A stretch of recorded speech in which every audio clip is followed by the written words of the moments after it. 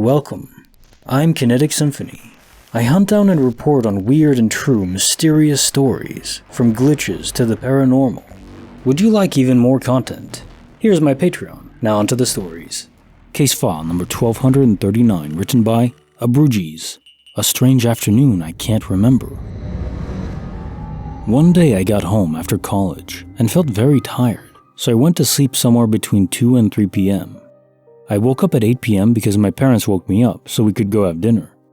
When driving to the restaurant, I told them I was very tired and I slept all afternoon. They all laughed and told me I was working all afternoon, on my computer, in the living room, and then I went to sleep for a few minutes before they woke me up. I have no memory of it. I didn't know what happened that afternoon. The browser history confirmed what they said. Apparently, I slept, but I also worked. Case notes file 1239.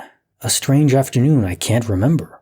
So autopilot is a real thing, where we aren't consciously aware of our actions, but as we've done so many times a single action, a single event, we run through it without realizing it, in this case just using the internet, studying, I guess. So it's more like advanced sleepwalking, maybe directed by some other entity as a kind of puppet master.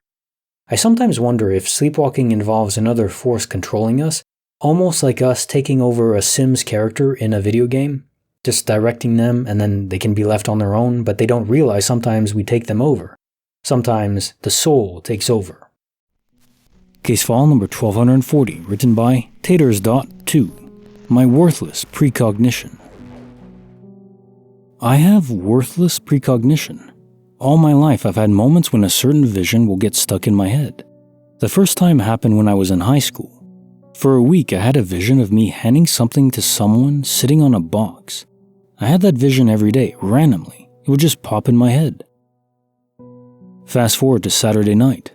I got invited to sing with a friend's band. We were both terrible, but it was fun. He told me to bring any music I'd like to try. I had a cassette tape in my back pocket. So we're in his basement setting up. I'm plugging in my mic. The drummer behind me says, "Did anyone bring anything to play?" I took the cassette out of my back pocket and turned around and handed it to the drummer, who was sitting on a huge amp. Me handing something to a person sitting on a box. It was like the world stopped for a second. Then it went on, and I never had that vision again. I've had visions like this my whole life, but they're always unimportant, non-world shaking little moments or actions that have literally nothing to do with anything. Once I had a vision of opening a door and seeing someone I knew. It was a weird vision, where we each stop, frozen, like we're unsure what to do. Days of this, that's all. Then one day I went to the doctor, and when I opened the door, my uncle was coming out. We froze and stared at each other. The world stopped for a moment. Then we grinned and I stepped aside. He went on his way. I went in. Never had that vision again. It would be neat, except we saw each other on an almost daily basis for years. Like I said, worthless precognition. Neat, but not terribly useful. Case notes file 1240. My worthless precognition. Yes, neat, but not terribly useful. Like many genetic oddities some humans have, most can be fun gimmicks, but not exactly life or world-changing superpowers. But that's okay though. One thing this does grant you is a first-person perspective of true reality, the buffer behind the curtain. You can peek behind it. Just take a little glance. Randomly, for unknown reasons, you don't control when or what you see, but you do see the film being played. You can't alter it because the film was already acted, edited, and published, but you can see it being played. You can see how the sausage is made, a little bit of it. Still, one day perhaps you'll get a glimpse of the next act, a very important one, and who knows, maybe it'll glimpse the very end of the tape, just before real choice re-enters into the picture. So don't discount this power. I think there'll be more to it eventually. Case file number 1241, written by TiredPandastic. How my dead uncle saved me from a Greek wildfire. In 2009, Greece experienced some really bad wildfires. 2018 would knock them out of the park, but I digress. I happened to be home alone as my parents were on a trip to see family and I was working. I sleep in during the summer. I was woken up quite early by my phone going off. It was my dad in a panicky state. My old man is retired Air Force. He doesn't panic. He told me our area was burning and I needed to grab some important documents and book it from the house. I scrambled. He had to hang up because he and Mom were cutting the trip short and racing home. I pulled together whatever of the docs I could find and my laptop, checking outside every now and then to see where the fire was. I could see the front approaching the neighborhood. I couldn't find our passports. I started panicking. Out of nowhere, I heard my uncle, my dad's brother, and the most chill man in the world say, "Upper shelf, on the right, under the book." And yep, that's where they were. I grabbed them and fled, again my uncle saying, "Better go to the square with the spring," which was like 5 minutes from my house, but brought me out of the direction of the smoke and where our family friends found me and kept me company till my parents made it home. We were very lucky. The wind changed at the last minute and our house was spared.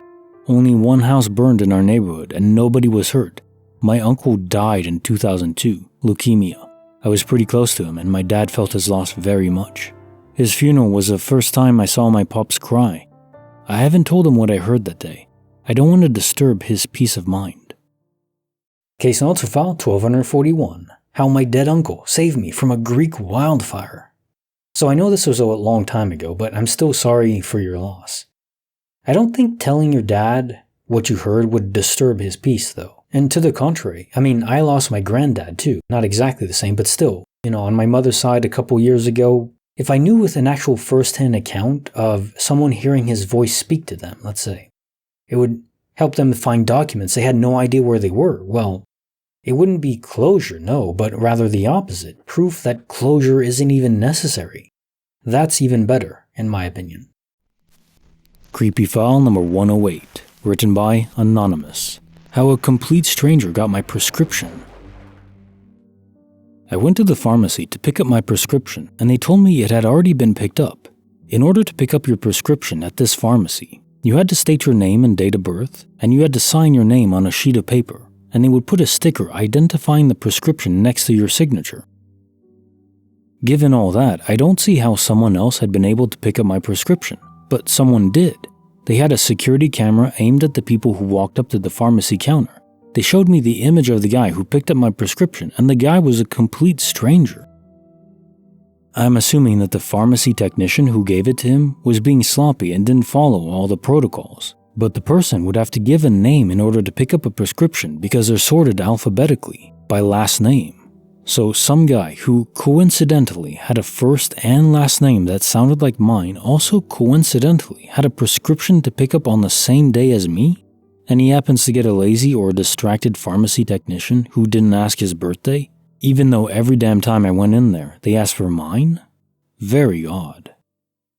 Case notes for the creepy file number 108. How a complete stranger got my prescription. So most likely this was no accident. Sadly, over-the-counter medications do fetch a good price on the black market. Someone knew you well enough to know you took medicine and deliberately impersonated you. That's my guess. Apparently by your description you didn't need an actual ID, just a signature, which isn't too hard to forge. And I mean, honestly, do people even really pay attention to how identical each signature is? I mean, I know my signature is terrible, especially these days. Who even writes anymore? The last time I signed for anything was, just like digitally on a notepad, when the delivery driver comes. You don't even use a real pen. At least then I didn't. I don't even know what my signature will look like now, so I don't know. It seems like it's not too difficult if you wanted to steal it. So that would be my guess, just someone stealing your medication. Still creepy though, because they would have to know your name and that you took medication. So it would be someone maybe you didn't know, but that someone who knew someone that knew you. Now time for the quote of the day. There's a fine line between genius and insanity. I have erased this line. Oscar Levin. So yes, that line is success or failure. You're insane if you try something crazy and it fails, and you're a genius if it succeeds, especially if you keep trying weird things and they keep succeeding, then you're probably a genius. You're odd, but like Nikola Tesla. Didn't really have much of a social life, more of a recluse, but he was a genius. That's, I don't think anyone can argue against that, really. And honestly, sometimes there is a bit of insanity mixed into the batch. Even if you're a genius successful, maybe you are a bit crazy, maybe a bit autistic, and there's nothing wrong with that. As long as you're not harming people, cool. Maybe you're not going to be fun at dinner parties, but that's okay. Rather have people, inventing crazy, world-changing technology. That's a bit more useful. Like the video, subscribe, hit the bell. Kinetic Symphony signing off.